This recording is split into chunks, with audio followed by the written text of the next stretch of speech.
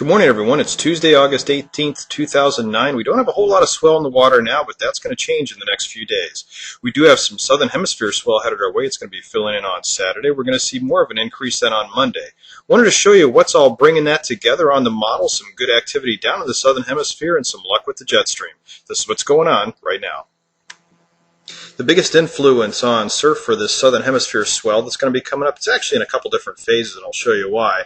But this is influenced by the jet stream. If you look at the gray on this model, this is the current look at the jet stream today. We can see where Antarctica is, New Zealand in relationship to that. And notice where it's starting to bend upwards. That's actually right around below French Polynesia. That northward bend means that the storm track is following that same location. And storms that are breaking off Antarctica have had now a chance to move northward. And once they do, they start throwing swell our way. This is a look at the wave analysis model, and we can see that one such storm is following that same trajectory.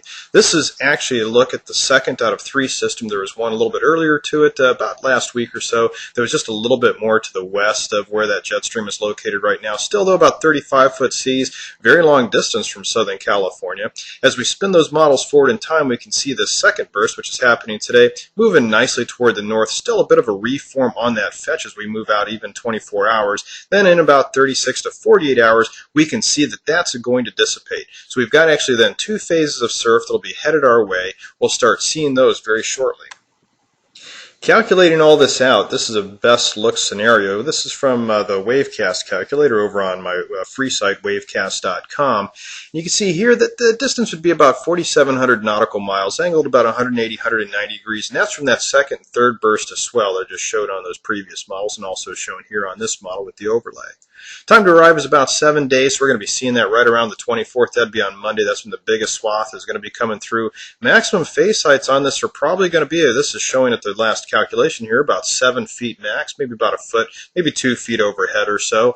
And that should be once again filling in on the 24th, and then that reform swath should be throwing us then some energy right around the 25th. That'd be on Tuesday the 25th. So if we take a look at the automated forecast charts, and once again, these are forecast charts that I run over at wavecast.com. You can check these out anytime over at wavecast.com. We can see highlighted in yellow, those are the weekend days. So we're looking at some southwest swell coming in probably about chest high or so. That's going to be from an initial swath of energy that was following that jet stream pattern, but it did form about a week or so ago, and that was more towards New Zealand, angled more from a little over 200 degrees. In red, that's where we see Monday the 24th, highlighted in red there on the bottom, and that's when we're going to see the most significant increase. Right now, that's looking to be definitely head-high surf for most south-facing breaks. Standouts could be seeing that better case scenario, as was shown in the calculations. There'd probably be about a foot, maybe 2 feet overhead on that. And before wrapping things up, just wanted to mention real quick, if you do have Twitter and you want to get surf reports, I issue them twice a day, and that's issued from the Wavecast site, and it shows the estimated swell heights around Southern California and the estimated face heights as well, and that's issued twice a day. And you can follow that if you have Twitter. It's twitter.com/wavecast. So that's how things are wrapping up for the southern hemisphere swell that will be coming our way. Once again, we'll be seeing the first start of this. They'll be filling in on Saturday. That looks to be about moderate surf over the weekend. Now, bear in mind that this swell is going to be forming from a long distance from Southern California. We're talking about, at the minimum, 4,700 nautical miles maximum for some of the fetch that's breaking off of Antarctica, over 5,000 miles. So sets may be a little bit spotty, especially over the weekend, but it should still be a moderately sized swell, probably about 18-second periods max when it starts filling in on Saturday morning. May see some forerunners out of this with 20-second periods on Friday afternoon, but doesn't look to be all that sizable even from the forerunners coming in. But once again, over the weekend, moderately sized surf. Monday's when we're looking at the jump-in surf. Once again, though, such a long distance away from us, not looking at highly consistent surf, but the average set's probably running about head-high at most south-facing breaks, angled a little bit more from a southerly angle than what we'd be seeing over the weekend, more of 180, 190 degrees, still about 16 to 18-second periods coming in.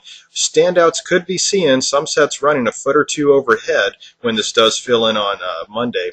Tuesday, we should then be seeing a little bit of an increase in swell. That's going to be from that last fetch that will be throwing us that last swath of swell, but still probably about to head high in the average sets, 1 to 2 feet overhead at the standouts. We'll start to see that swell then start to fade on Wednesday.